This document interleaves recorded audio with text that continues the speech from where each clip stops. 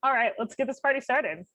Good afternoon and welcome to the 24th annual and first virtual Children's Water Festival. I'm Rachel, your host and MC, and I want to thank you all for being here.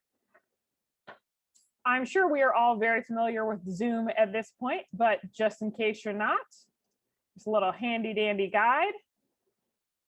If anyone needs to ask any questions, please ask those in the Q&A. The chat will be for if you have tech questions or for the student count only. And then when the presentation is over, you just hit end to leave. I want to thank a couple of our sponsors for this event: Wood, Woolpert, Pace Analytical Services, Miami Conservancy District, and Xylem Analytics. Thank you all.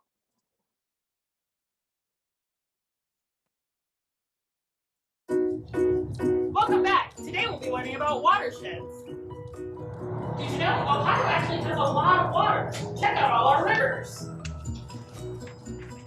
And here is our Great Miami Valley watershed.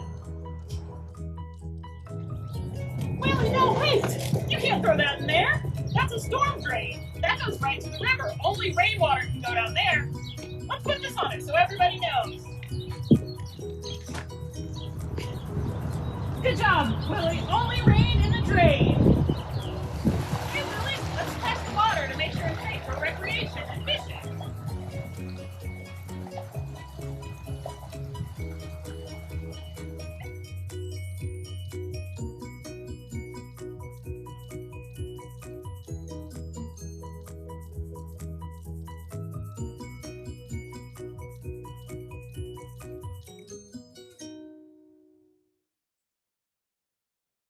Teachers, if you don't mind taking some photos of your students enjoying the festival and sending them to us, it would be greatly appreciated.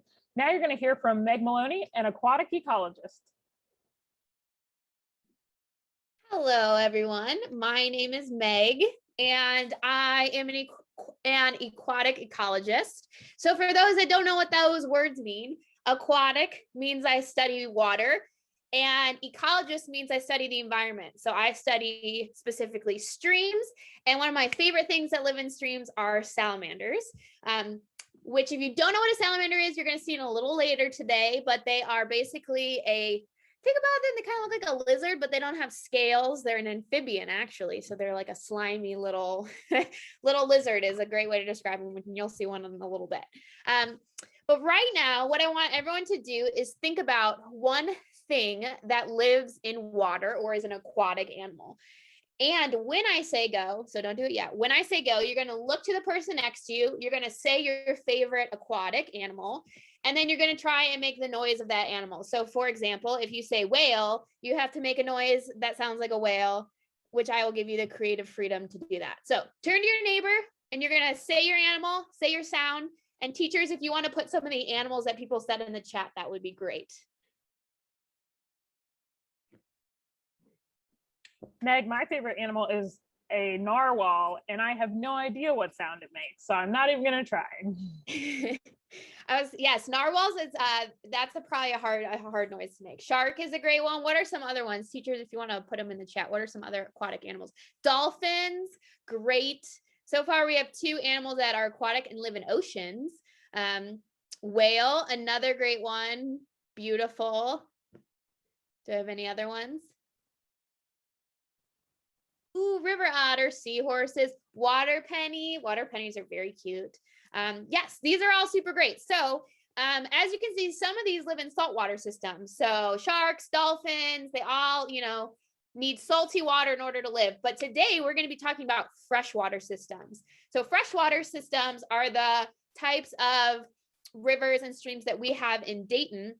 And things that like to live in these systems are water moccasin is a great one. So snakes, frogs, turtles, fish, all live in these freshwater systems. And in order to protect the animals that we love so dearly, so in order to protect some of these animals like the river otter or a water moccasin, we need to make sure that the environment that they live in is safe, right? So if we pollute water, we're going to hurt these animals. So it's our job to make sure that we're protecting these systems. And all of these systems are interconnected, meaning that they all kind of rely on each other. So today we're going to be learning about a big word. It's called watershed. And it's kind of a difficult concept to grasp at first. So we're going to do an activity that kind of walks us through what a watershed is and why watersheds are important. And then we are going to do a fun little activity after that. So first I'm going to show you the watershed we all live in called the Great Miami River Watershed. Okay, and as you can see, here is Dayton, Ohio. So if you live, I don't know, someone lives in Trotwood. I saw that the River's Edge School is right there. So we live right here. So this whole system of streams and rivers is called our watershed.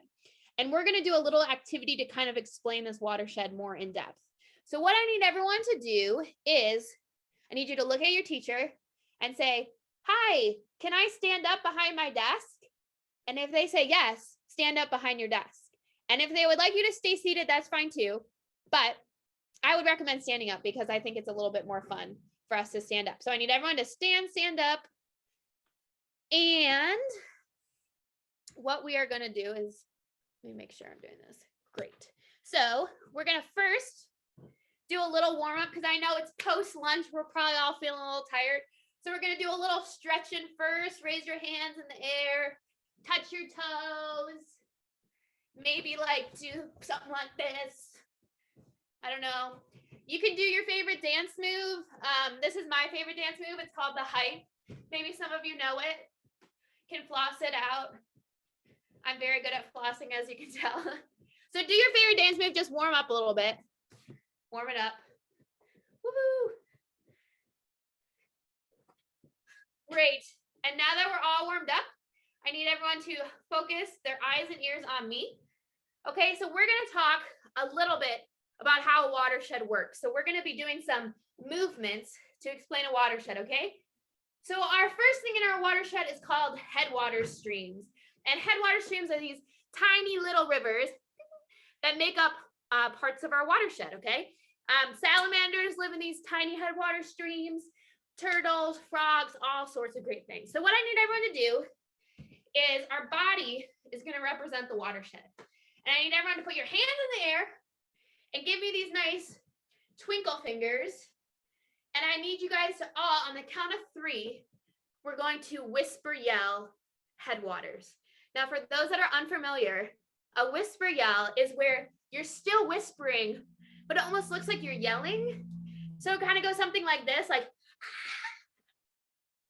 so you're going to whisper yell headwaters on the count of 3 and do your twinkle fingers. Okay, ready? 1, 2, 3. And one more time for good measure. Look at your neighbor, twinkle fingers in the air, and yell, whisper yell headwater on the count of 3. Ready? 1, 2, 3. Awesome job. So now what we're going to do is, like I said, our headwaters represent these tiny, tiny streams. But when tiny streams meet up, boop, they form this thing called a confluence. Can everyone say confluence on the count of 3? Ready? 1, 2, 3. Confluence. And confluence, again, represents where all of our headwaters meet, or where 2 or more bodies of water meet. So to remember confluence, we are either going to clap our hands, or you're going to kind of do this avatar like ball thing, if you've ever seen an avatar. And we're going to say confluence on the count of 3. But again, we're going to whisper yell it, okay? You can do it as dramatic of a whisper yell as you want. So we're all going to whisper yell confluence on the count of 3. Okay, ready? 1, 2, 3. And one more time for good measure. 1, 2, 3. Woo, that was fun. But now we got to keep going in our watershed. So like I said, we have these baby headwaters. They're tiny, tiny little guys, little bodies of water. They come together and they usually form a bigger stream, okay? So when the headwaters come together, they form a bigger stream, which are going to represent our arms. So what I want everyone to do right now is I want you to flap your arms in the air like this. We're going to jump up and down. And on the count of 3, you're going to yell, I'm a stream. Sorry, you're going to whisper yell. On the count of 3, I am a stream. Okay, ready? 1, 2, 3. I'm a stream. Awesome. awesome. And we're gonna do it one more time because I think this is fun. So we're gonna whisper, yell, I'm a stream. Sorry, my sidekick Mally, who is my dog, she is also joining us for the fun. We are going to all whisper, yell, I'm a stream. Okay, ready? 1, 2, 3. I'm a stream. Beautiful. And last, but not least, when 2 or more streams meet up, they form a river. So we have our headwaters, they meet at the confluence, they flow into a bigger stream, and the stream comes together and forms a big river. So for our river, we're gonna do what I call it the Willy Wobble. If you don't remember who Willy is, he's this giant water drop. So Willy can't really dance, so he just wobbles. So we're gonna do our Willy Wobble to remember that we are a river, okay? So you're gonna whisper yell, river, on the count of 3 and do the Willy Wobble. Okay, ready? 3, 2, 1, river. And one more time for good measure. We're gonna do it one more time. Ready? 3, 2, 1, river. Great job, everyone. So quick review, remember, do it with me. We have these things at the top. Everyone whisper, yell it. What are these things we call at the top? 3, 2, 1. You said headwater, you are correct. You didn't, you were probably close. Then we have these things that come, or I guess the headwaters meet up at our wrists.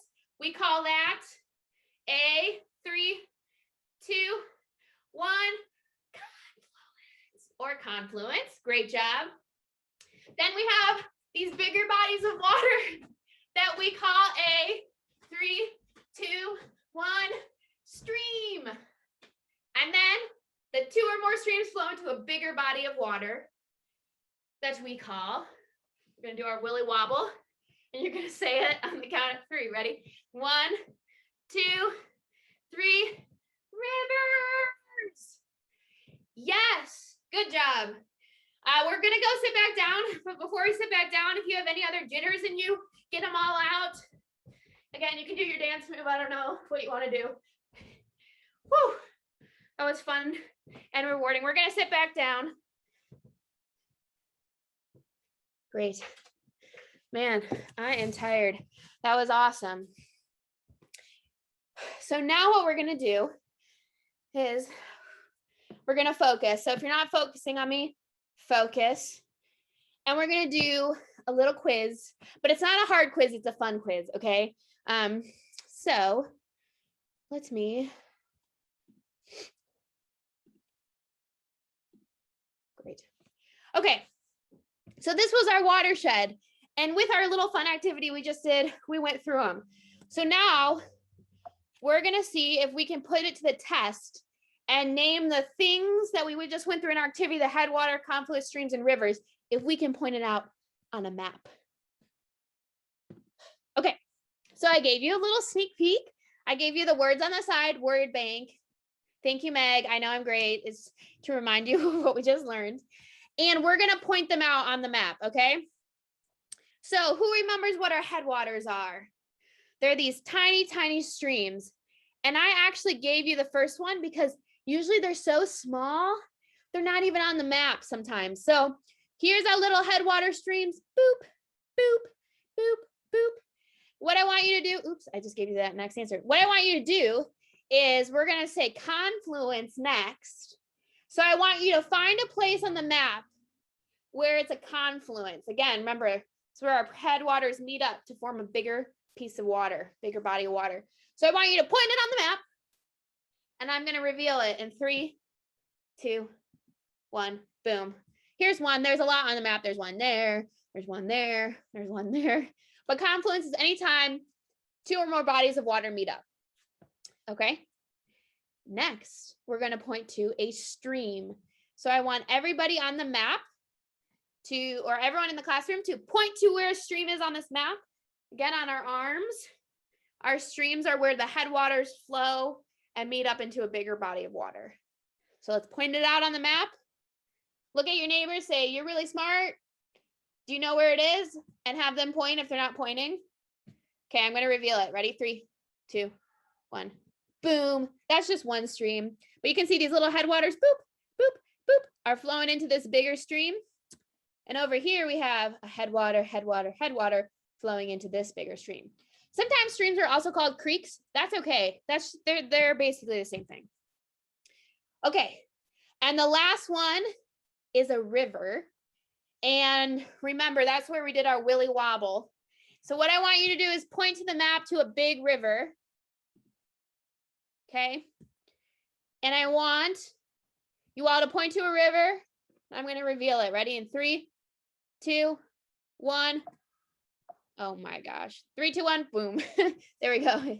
So you can see this is a big river. This is called the Stillwater River. We have this big river down here, which is Wolf Creek. We have this big river, which is the Mad River. And these rivers are when 3 or more bodies of water are kind of flowing into them. So great job. Give yourself an air 5. Give your neighbor an air 5 because coronavirus, we can't do high fives. Air 5, air 5. All right. Last thing before we jump off to the next thing is, as you can see, so again, this is our watershed. It's where all these rivers and streams kind of flow into each other.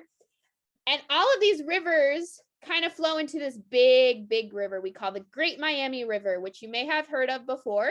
It flows through downtown Dayton. But the question is, where does this Great Miami River go? Do you think it just ends in Cincinnati? Does it just disappear into a void, or does it meet with a bigger river? Well, let me tell you, it meets up with a bigger river. So our Great Miami Watershed all flows into the Ohio River.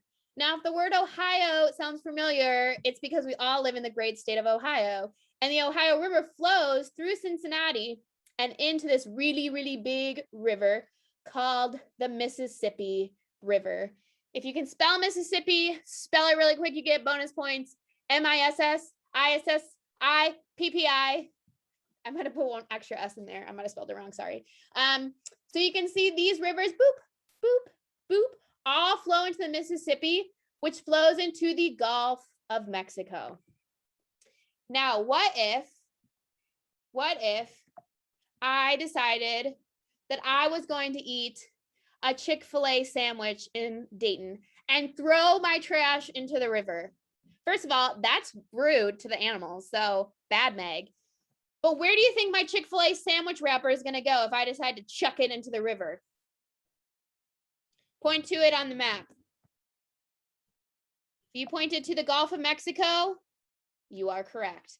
So if we pollute our rivers, if we're not good river stewards, if we throw trash on the street or trash in our rivers, it's going to flow all the way down to the Gulf of Mexico and hurt those animals that live there. So those sharks and dolphins we said earlier, if we don't keep our trash and pollutants outside of our rivers, they're going to impact the wildlife that lives not only in Ohio, but all the way through here.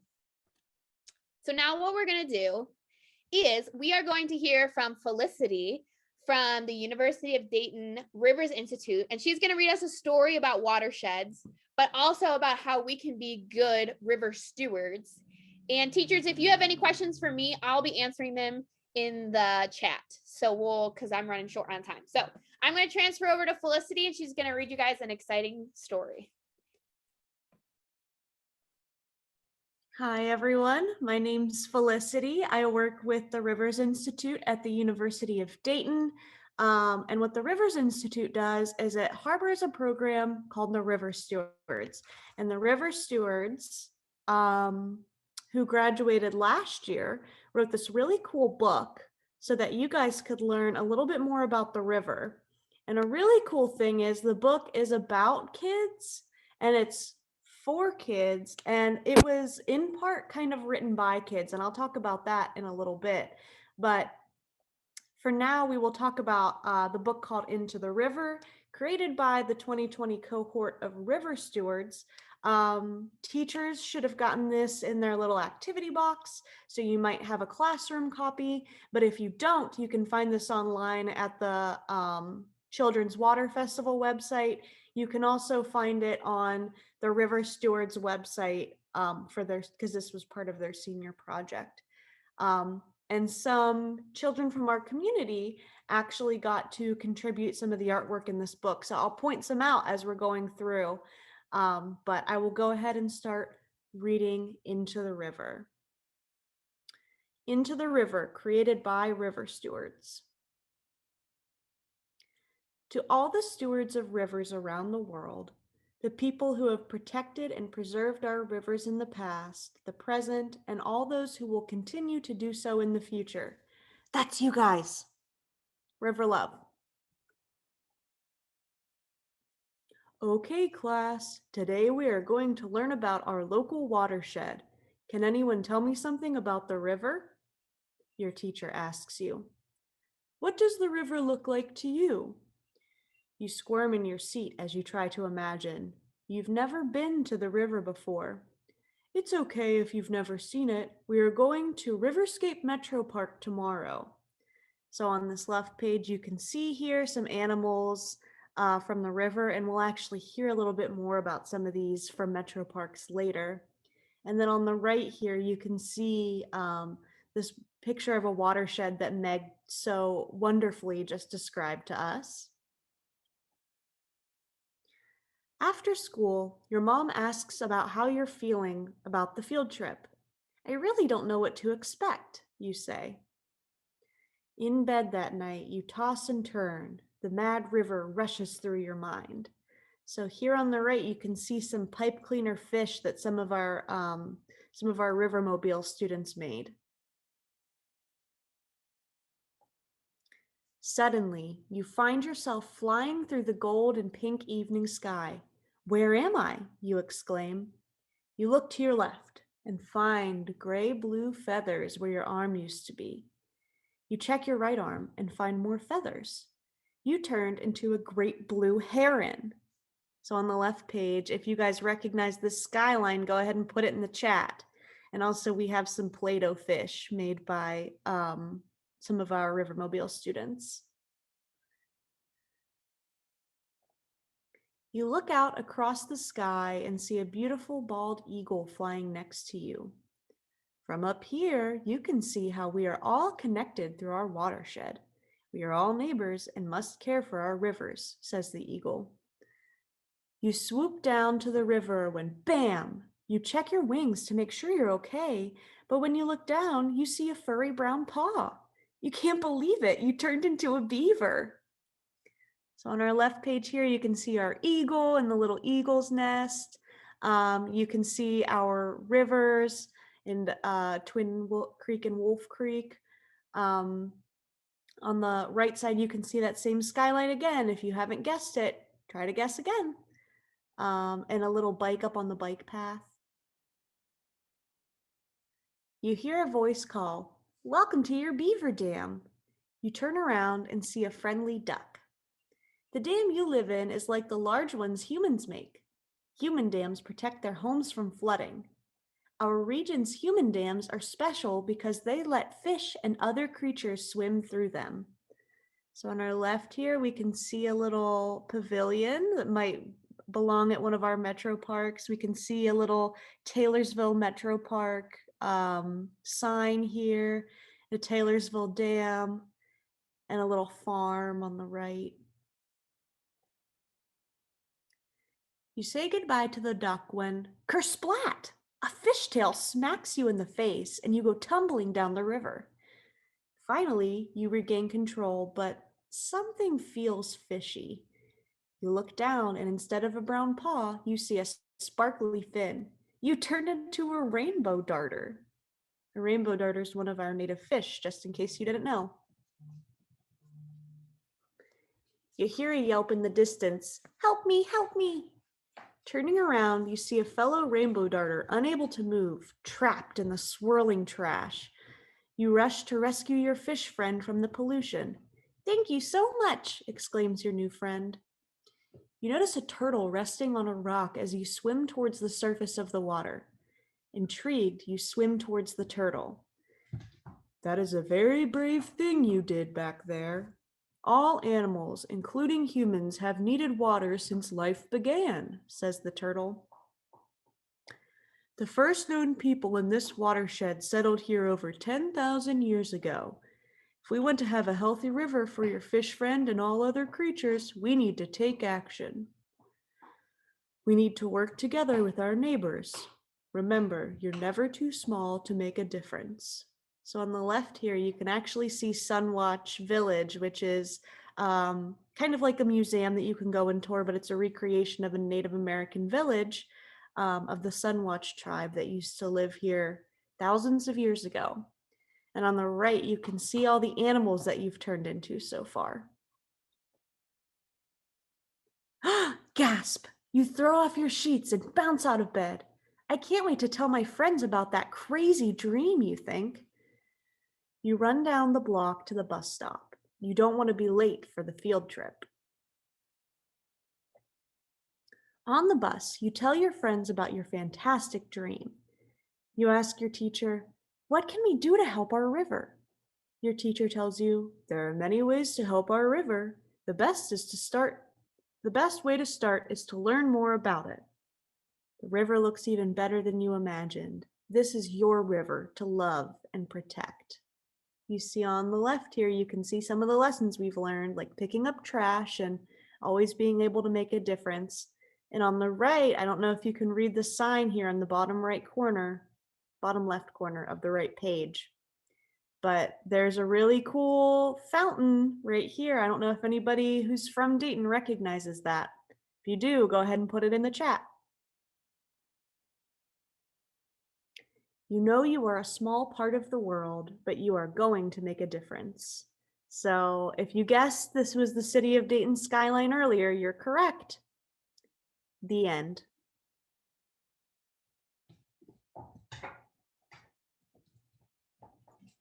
Thank you, Felicity. That story was great. Now we're going to hear from Aaron and Joshua at Five Rivers MetroParks.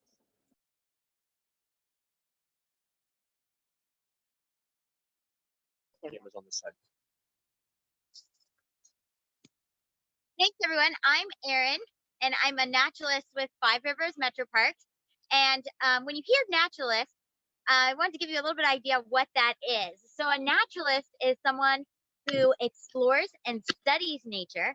And then we are lucky enough with Five Rivers MetroParks to be able to normally have classrooms like you guys come out for field trips and explore different habitats and different creatures with us. So today we are actually live streaming to you from a stream here at Sugar Creek Metro Park. And this is a park where we do a lot of stream studies with different schools a lot of the time. So I also want to introduce you now to my friend Joshua. Hello, everyone. My name is Joshua. I'm also a naturalist for Five Rivers MetroParks. And when I was little, I always loved playing in streams. So I'd always ask my mom and dad, that's always one thing that you need to do if you likely have a little stream next to your house. You might be thinking, no, I don't think so. But if you look on a map, you will probably find maybe a little stream. Might not look like this one, but there's probably a little stream near your house that has all kinds of fun creatures in it. And so if you ever want to go exploring, you just always ask your mom and dad. You bring your mom and dad to the stream so they can see and make sure that it is safe. Because sometimes there might be things around the stream that could hurt us, like broken glass or maybe some trash or something like that. So we always want to make sure that the stream is really, really safe before we start exploring. Now, I know another thing you might be thinking about is, I don't have the right equipment. But all you need, like sometimes when we go looking at a stream, we will take a net with us. And that's how we caught some of the creatures today that we're going to show you. But really, all you need is these things that many of you already have. They're hands, right? I mean, you can, with these tools, you can get right into the creek. You can look under rocks. You can find all kinds of fun stuff that's out there. Another fun thing that's really important to have, let me see if I can take it off, is this. You guys know what this is. This is an old tennis shoe filled with water right now. But I love old tennis shoes when I'm out exploring the creek because it protects my toes from rocks, but then also glass. I know you heard a little bit earlier about things being thrown from outside of the car and stuff. Sometimes people will throw a bottle or something out of their car. Can you believe it? People throwing trash out their window. and then it breaks when it hits the road, and then the water, the rain just takes it and washes the glass right in our creeks. It's insane. I mean, I'm almost laughing. It's insane what sometimes people do to the planet. But because of that, the glass gets down here, and we want to be really careful. So whenever you go in a creek, always don't go in sandals. I know it's really popular to go into creeks with sandals and stuff. Put something that's going to protect your toes. Put something like that on your feet. Okay, sound good? All right, Aaron, what do we have? Yeah, so we are going to start exploring some of our creatures. So I have our first creature here. And if you remember, Meg shared what her favorite aquatic creature is, and it was a salamander. And so I am going to share with you and let you see a salamander that we caught here in this stream. So let me get him where you can hopefully see him. So he's very tiny, kind of how Meg described him, kind of like a mix between a like lizard and a snake. Oh, They go out, yeah. where did he go? He's got those stripes on there, so he's very well camouflaged in there. Well, Wow. we have a little one here. Oh, that's a baby. Yeah, this Wow, one look at is that a little guy. baby. I'm hard probably for them to see, but I'm gonna try to get it to where you guys can see him on camera He's here. a feisty little rascal. There we go. So this is a small salamander. This is a baby. The way that you can tell is it actually has little gills by its eyes, right behind its eyes, and that'll let you know that it's a baby instead of an adult. And you guys got in your kit, each teacher should have gotten an amphibian guide where you can see these guys up close. So this is a two-line salamander, which is pretty cool to see up close. He's got like little toes and little beady eyes that you can see. Trying to get him on camera here again for you. They're being squirmy here this afternoon. There we go. So he is super cool, and he does have, little bones.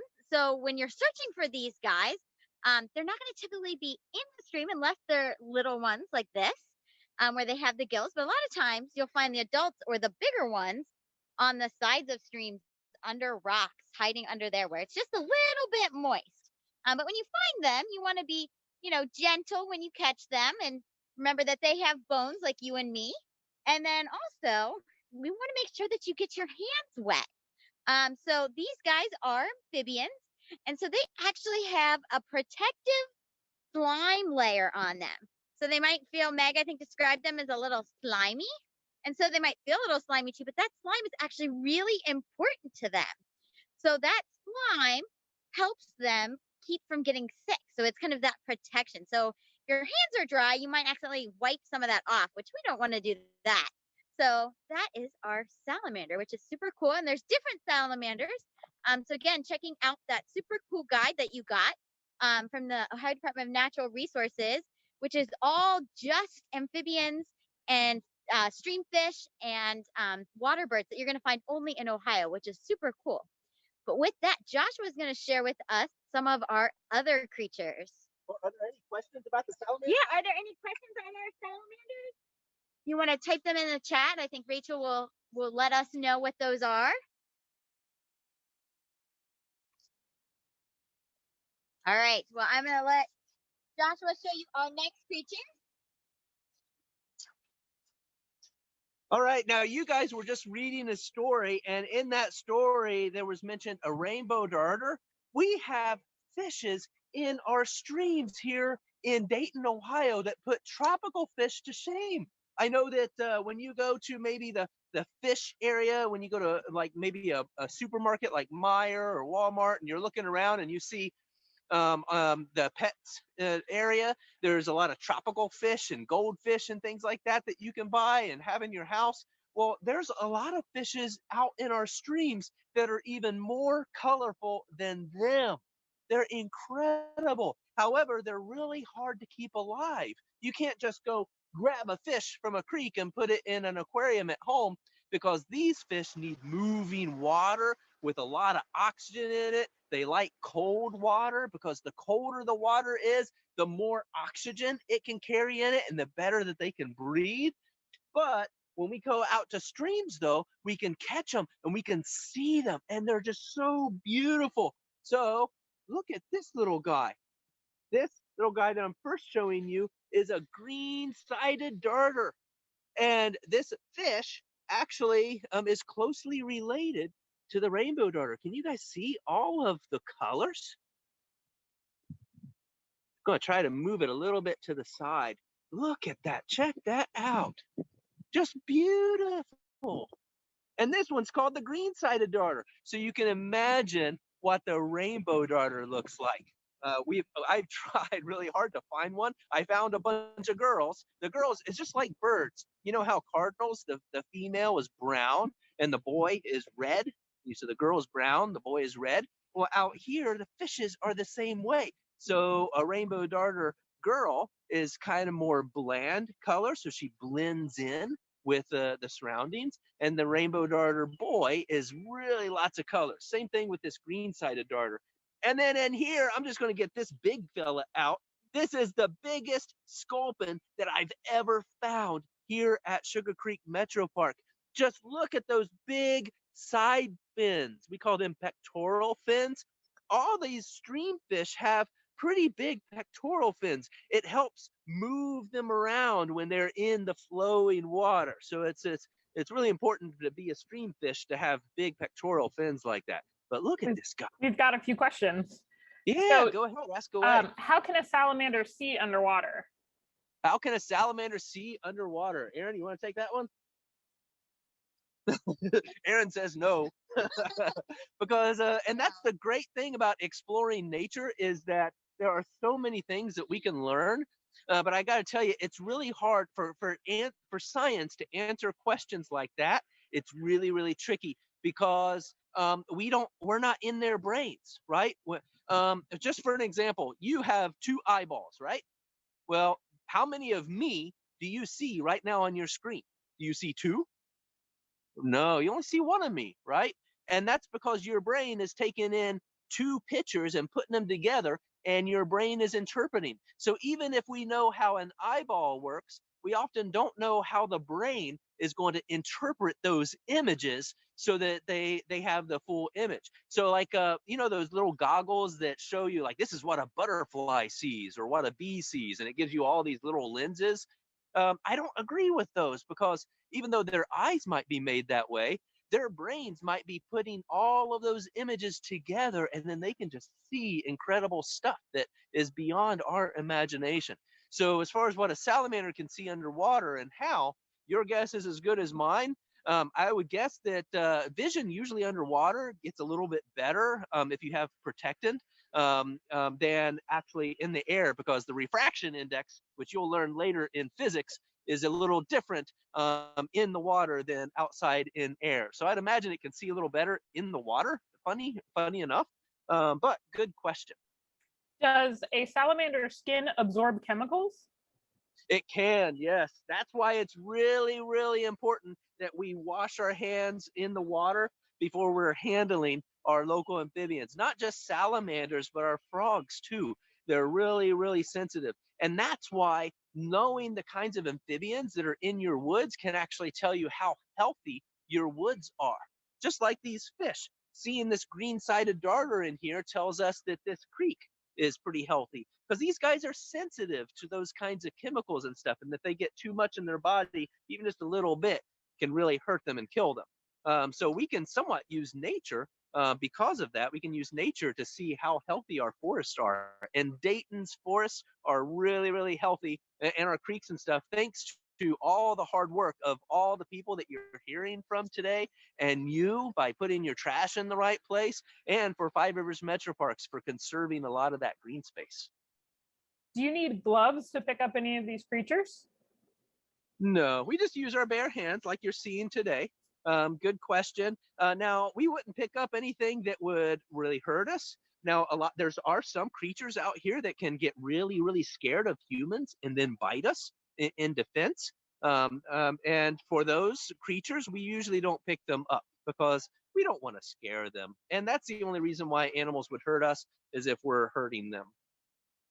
That's great. What else have you guys got out there? Oh, Aaron is going to get out just a creature. It's a great question that you asked, but it's a great segue. She's got a creature that looks scary, but really isn't. Let's check it out. Yeah, so this creature at first glance may look a little bit scary to you because of those pinchers. So it kind of looks like a mini lobster. So, but this is actually a crawdad or a crayfish, and these are found in our streams. And those pinchers, they can look really intimidating, but these are actually really important for the crawdad. So he uses these to be able to hold on to rocks or different substances where he wants to stay. So he's not, washed along with the current when the water's running fast. And he also uses it to be able to catch food and eat his food. So it's almost like he has like a built-in fork and knife with him, which is pretty cool that he's able to do that. And so this guy, like I said, it might be a little bit intimidating when you first see him, those pinchers. But as Joshua said, we're not going to pick up anything that's going to end up hurting us. And so there's a really specific way that you can pick up a salamander and you don't have to worry about it accidentally pinching you just because it's kind of nervous. And you can see this guy here, he's not really doing anything. He's just kind of hanging out. But the best way to do that is to pinch them on their back. Either you can kind of think of right behind their eyes or right where those pinchers are kind of coming out of their body, right around there. And then they're not able to reach you. So it's kind of like that idea of like you have an itch on your back, and it's like, oh gosh, it itches, but you can't quite reach it. It's kind of like that with these guys. They can't quite get their pinchers around to be able to reach where your hand is when you hold them in that position. Are any of these species poisonous? No, so they are not. So none of these creatures, we're really lucky where we live in Dayton. We're in a really tame area, and there's really nothing you have to be super worried about when you go out exploring. As Joshua mentioned, it's just a matter of also, though, being respectful of nature, because the only reason something might bite you or something like that is if they were scared. But yeah, good question. Are all of these creatures native to Ohio, or are any of them invasive species? So these ones are all native. There is an invasive type of crawdad, but what we're all showing you today is native. So again, you can find a lot of these, at least in those guides that are focusing on natives. Awesome, thank you.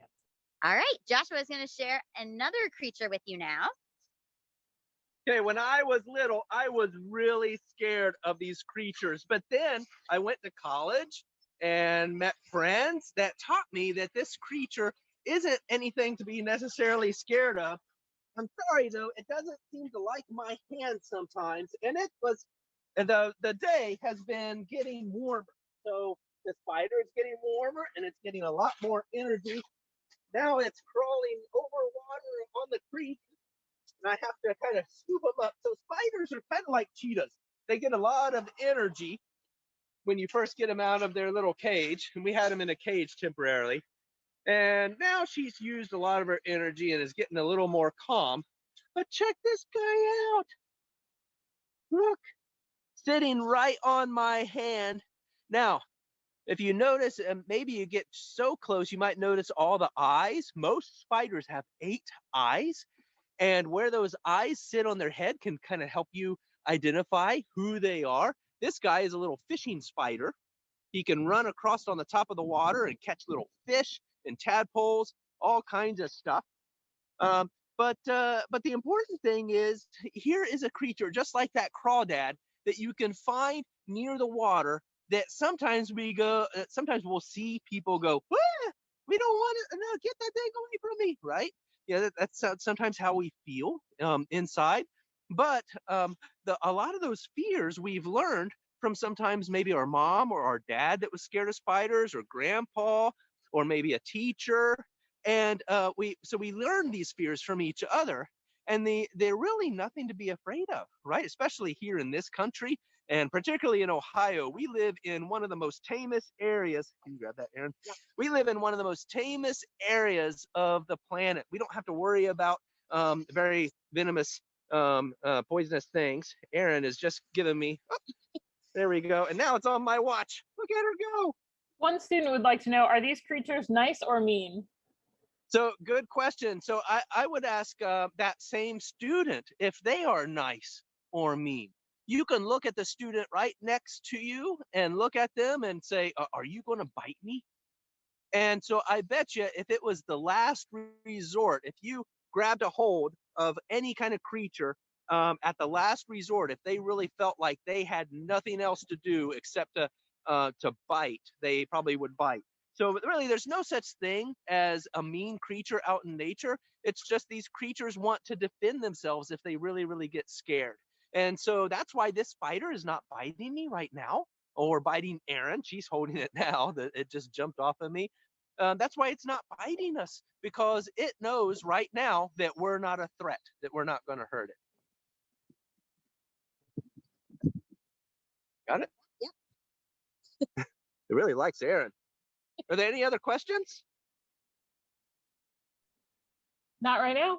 All right. Erin's got another series of creatures that she's going to be sharing with you. All right. So sometimes when you might come out and start exploring a creek and a stream and you're looking for creatures, you're going to want to be using your hands, like Joshua said, and turning over rocks and looking not just only in the water, but on the sides of the creek. But sometimes it might feel like you're not finding anything and it might seem a little frustrating. But if that happens, what you want to do is flip over those rocks again and kind of just take a minute and look very closely. And if you watch for a second, I bet almost all of the time you will find something wiggling on that rock. And so that is a type of macroinvertebrates. So there are lots of macroinvertebrates that like to live on the bottoms of those rocks. And so these are tiny little creatures, and I'm not sure how well you guys can see them in here. They're kind of all bunched together. They're kind of on top of each other here. But there are a variety of different macroinvertebrates in our streams. So this here just shows a couple of them, but these are typically insect larvae. So these are going to become insects, actually. So you have things like your caddis flies and your stone flies, water pennies, dragonfly larvae. You have all kinds of different things you could find, even a creamfly larva. So if you've ever had someone tell you that this really big bug that you see that looks like a mosquito, and it seems like, oh, that's a really big mosquito, that's the male mosquito, chances are that's actually a crane fly. And they are not like mosquitoes at all. They're completely harmless, and they start out in our streams. But what's really cool about these creatures is similar to how you go to the doctor for a checkup. We can do checkups on our streams to try to get an idea of their health. And Joshua told you about how knowing just like even what salamanders are present or not, or fish, can be a good clue as to how healthy streams are. These guys can also be really helpful. So looking at how many creatures of each class, so this kind of paper here breaks them into classes. If you have more of a class 3, then you have a healthier stream than if you don't have as many of those guys. So here we actually have a lot of mayflies in this container, which is right up here, which tells us that this is a really, really healthy stream, which is really cool how you're able to use just these tiny little things to be able to know so much about our streams. But with that, I'm going to pass it over to Joshua to tell you a little bit about how we are all connected to streams a little bit more.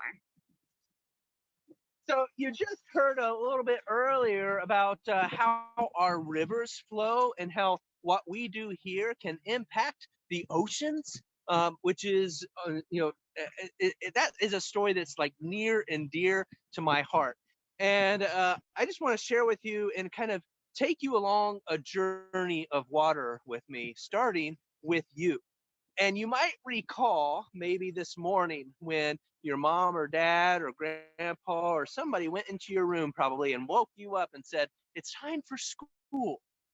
And maybe you started with, I don't want to, and you stayed in bed a little bit longer, but eventually you took the covers off and you stood up and you took that morning stretch, and then you decided that you have this funny feeling inside of you.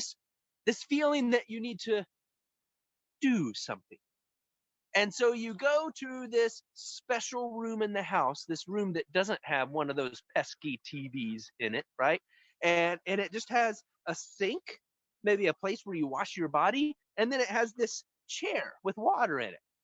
Now I know what you're thinking. Some of us sit down on it, some of us stand up in front of it, but we all do it. We have to just let ourselves go, and we pee in the morning, right?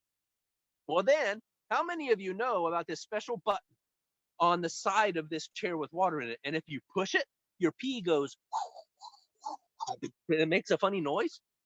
Do you guys know about that button? Because I have 5 children and they all struggle finding this button at my house. But I'm hoping that you know where that button is. And then when you push it, your pee actually goes into this interconnected network of pipes.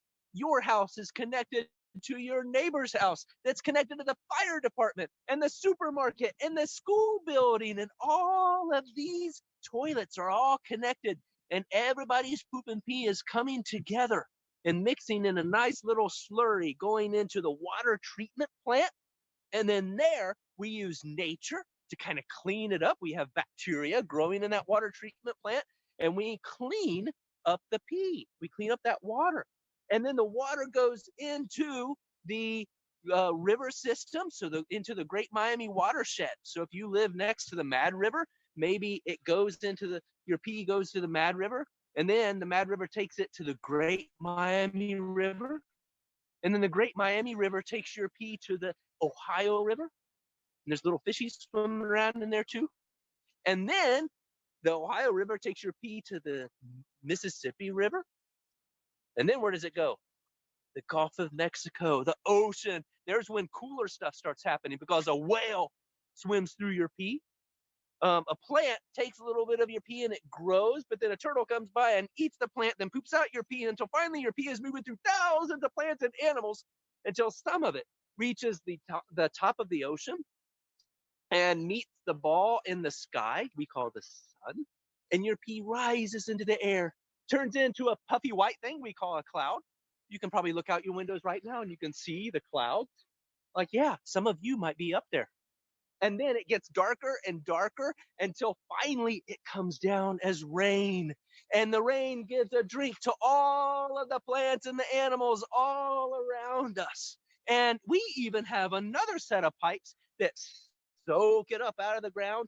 And then we clean it up a little bit and it comes right to your faucet at home, or maybe right to the soda fountain at Subway, or at all these other places. And then you drink it up. Maybe it's got some sugar in it and we call it like Coke or Mountain Dew, or maybe it comes from a cow and we call it milk, or maybe it came from an orange and we call it orange juice, but it's still mostly water. And that water has been through lots and lots and lots of animals already on Earth. So this water is binding all creatures and everything in nature all together.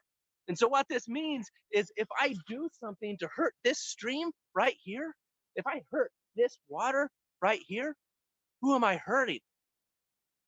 Us. We're hurting every creature on the planet when we hurt our soil, when we hurt our water, when we hurt our air. So that's why it's really, really critical that we really treat nature with respect when we come out and explore. So, Erin, do you have anything to share? Yeah,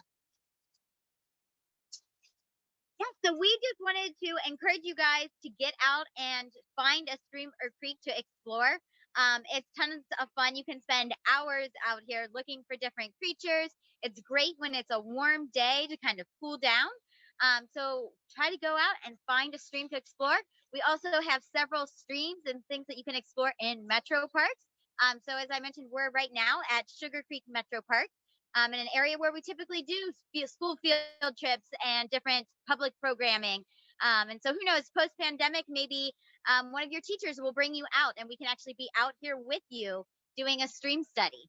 You get to meet Erin live in person doing a stream study. Especially next year, you might have different teachers. Tell them that they can call us and we can have a field trip right here in the creek, and you yourself can catch a salamander, can catch a rainbow darter or a greenside darter, all kinds of stuff yourself. Wouldn't that be cool? You know, just let them know. Do we have any other questions?